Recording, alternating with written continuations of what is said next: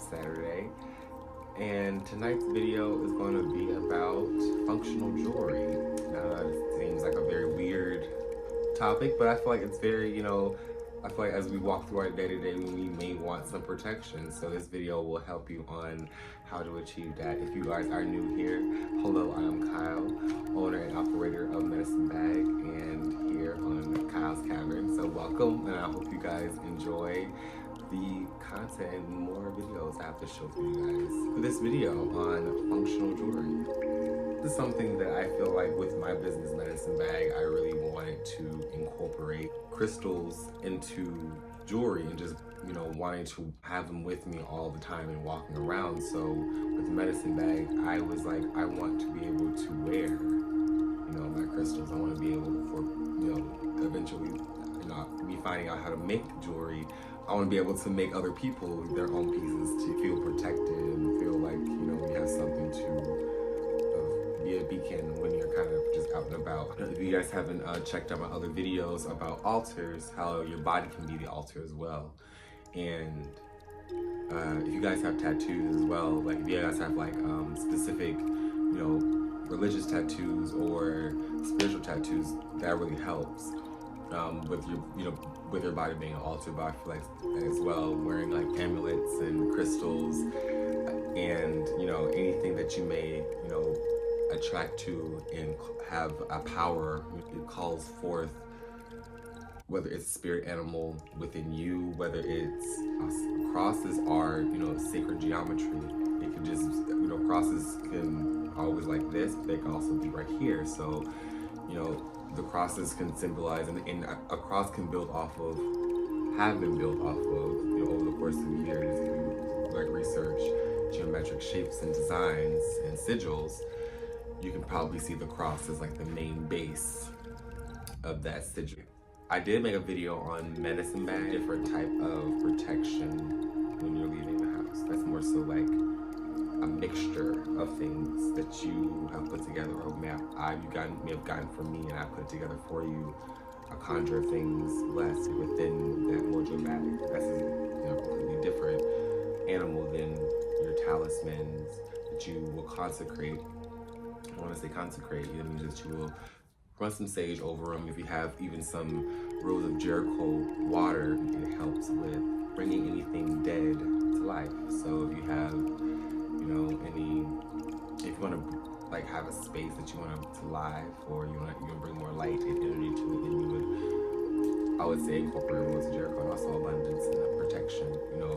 Florida water, you can definitely say your prayers, certain incantations that you have made up, or prayers or mantras that bring you power. Another thing that you can also do is take your amulets, talisman, your consecration. You can go through all of the elements and bless your talismans and amulets by going through all of the elements. So you will take it through the fire, not like going through the fire, but you can, with your hand hold it over the flame. Amulet, you can go over water, you can go over air, and that's the sage and the incense, to cleanse the aura around it. And I feel like when you're putting it on that selenite, letting it charge, that's the earth part, for me at least.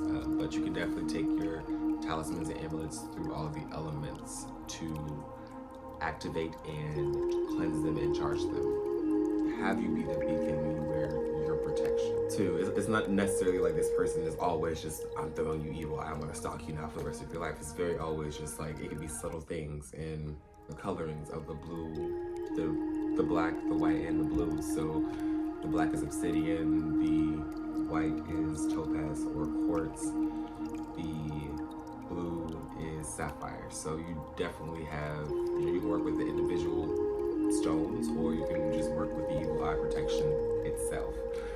You can also have the Hamza. The Hamza is a ancient symbol.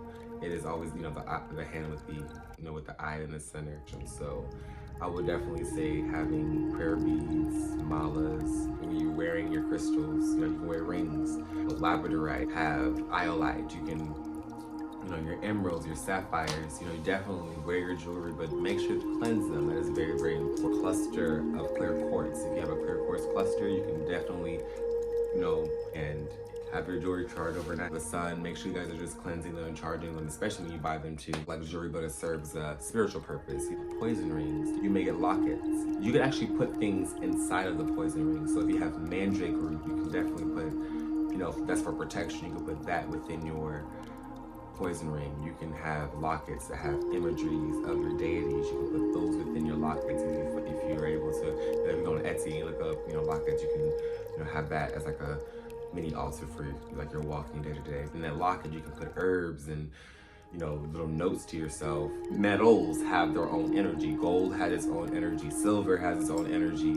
Copper has its own energy. The metalwork also serves an energetic purpose. So I definitely will recommend to make sure that you guys are, you know, finding stuff over time, because you're not going to just go out, or if you do, you know, kudos to you, but, you know, if you don't take your time with finding your protective pieces because you do want to have them for a long time, there's so much you can do with your jewelry. It can be a ring, but you can flip it, you know, flip the loop of the ring and turn it into a pendant and wear it. It's so much that you can do with jewelry that you find functional for you, and it serves a double purpose. And I feel like for me, it's always gonna have to serve a spiritual purpose rather than it just looking nice and wearing your protection, because it definitely will help you when you're, you know, out and about. Kind of just puts you back into your, it helps you when you're out and about, and it puts you back into your headspace of who you are. It puts you back into your, that was a moment, let me, even by you just touching it, you already just remember what's, you know, what goes into it, how empowered you are, your prayers, you know, whether it's a cross, whether it's anything, make sure you guys are blessing your pieces, your jewelry. Make sure you guys are blessing them and cleansing them. So that's the video on jewelry, and please leave a thumbs up. If you guys have any more video suggestions, please leave them below. I am looking at the comments.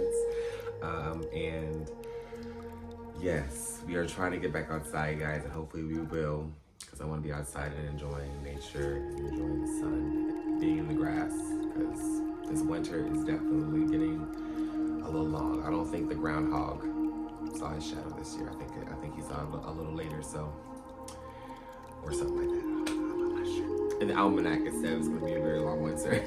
So I hope you guys have an awesome rest of your night, and I will see you guys in the next video.